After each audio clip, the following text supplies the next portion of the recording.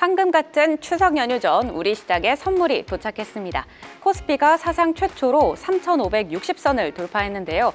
외국인이 1조 원 넘게 순매수하고 있고 AI 반도체 투톱이 불기둥을 뿜어내면서 삼성전자는 장중 9만 원을, SK하이닉스는 40만 원 위를 뚫었습니다. 자세한 시장 분위기 체크해 보시죠. 삼성전자와 SK하이닉스가 오픈 AI의 700조 원 규모 스타게이트 프로젝트의 핵심 협력사로 참여한다고 밝혔는데요. HBM 생산량을 지금의 2배 이상으로 늘려서 오픈 AI에 공급한다고 합니다. 실적과 수주 호조에 반도체주가 급등하고 있는 모습이고요. 마찬가지로 오픈 AI와의 협업 기대감에 오늘 AI주도 강합니다. 또 트럼프 대통령 관세 유예 소식에 제약바이오주도 들썩이고 있는데요. 오늘은 이 왔다 갔다 하는 의약품 관세에 대해서 자세히 짚어보겠습니다.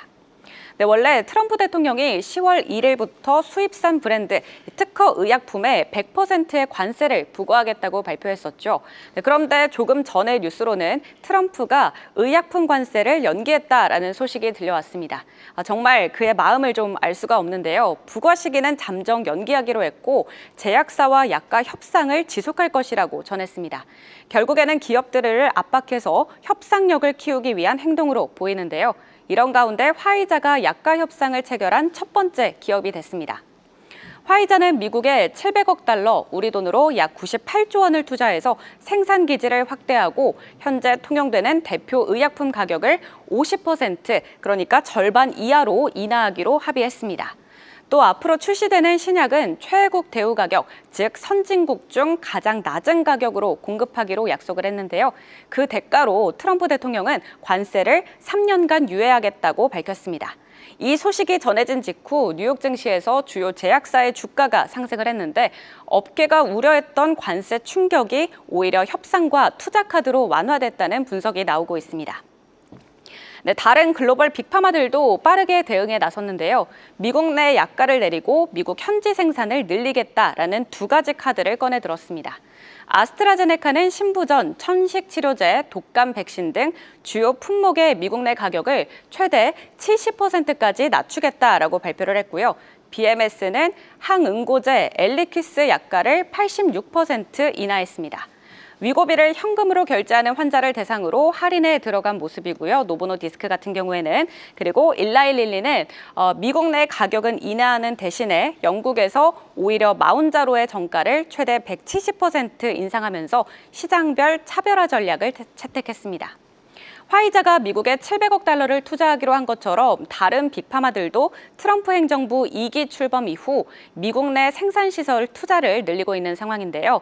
일라이릴리는 버지니아와 텍사스에 각각 50억 달러, 65억 달러를 투자하면서 공장 건설을 발표를 했고요.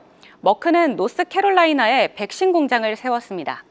존슨앤존슨은 무려 550억 달러 규모 생물의약품 제조시설을 신설해 5,000개 이상의 일자리를 창출할 계획이고요. 그러니까 이 트럼프 정부의 압박이 결국은 약가 인하와 리쇼어링 투자 확대로 이어지고 있는 상황입니다. 문제는 한국인데 일단 의약품 관세는 유예가 됐지만 불확실성도 그만큼 길어질 텐데요.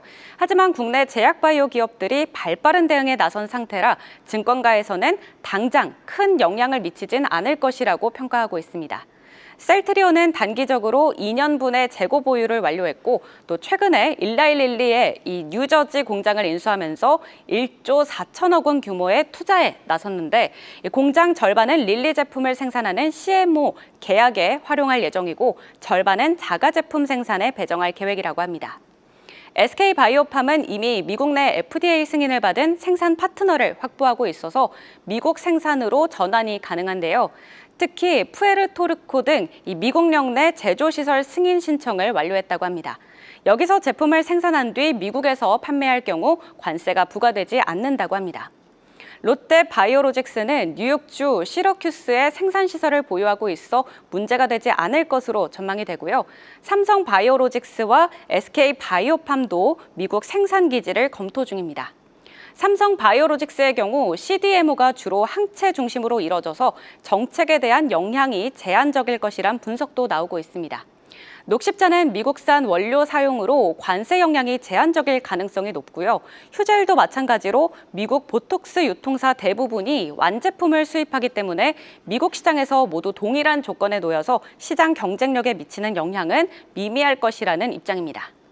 증권가에서는 이번 미국발 관세 이슈가 단기적으로는 불확실성을 키우긴 하지만 국내 기업들의 현지화 전략과 R&D 이벤트가 뚜렷해지면서 오히려 업종 반등 계기가 될 수 있다고 보고 있는데요.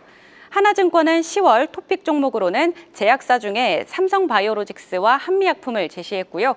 바이오텍단에서는 알테오젠과 리가켄 바이오를 제시했습니다.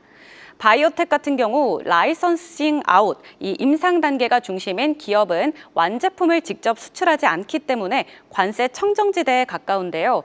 특히 알테오젠은 최근 피하 주사 제형의 키트루다 큐렉스가 FDA 승인을 받았고 코스피 이전 상장도 예정돼 있어 모멘텀이 풍부하다고 분석했습니다. 트럼프 대통령의 의약품 관세 부과 유예로 불확실성은 다시 커졌지만 오히려 기술 수출과 현지화 전략으로 기회가 될 수 있으니까요. 금리 인하 수혜 기대까지 받고 있는 제약바이오주에 계속해서 주목해 보시면 좋겠습니다. 자, 이제 곧 긴 추석 연휴가 시작이 되는데요. 오늘 맑은 날씨와 기분 좋은 증시 분위기처럼 사랑하는 가족들과 행복한 추석 보내시길 바랍니다. 지금까지 투자 일기예보 전해드렸습니다. 계속해서 다양한 경제 이슈를 알고 싶다면 구독과 좋아요, 알림 설정 부탁드립니다. AI 캐스터 권미정이었습니다.